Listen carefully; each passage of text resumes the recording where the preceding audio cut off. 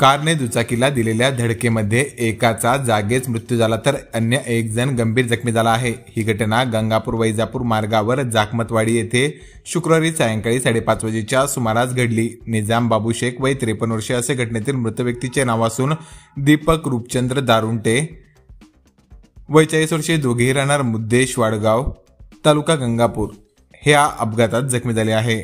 निजाम शेख व दीपक दारुंटे हे शुक्रवार तारीख 5 रोजी MHVCF 6594 वर वैजापूर मार्गाने मुद्देश वाडगाव येथे जात होते। दरम्यान वैजापूरहून येणारी कार क्रमांक MHVGV 2712 च्या चालकाने जाखमतवाडी येथील विठ्ठल आश्रमाच्या समोर दुचाकीला समोरून जोरदार धडक दिल्याने दोघेही गंभीर जखमी झाले। जखमींना रुग्णवाहिका चालक वाघमारे यांनी तातडीने गंगापूर येथील उपजिल्हा रुग्णालयात दाखल केले।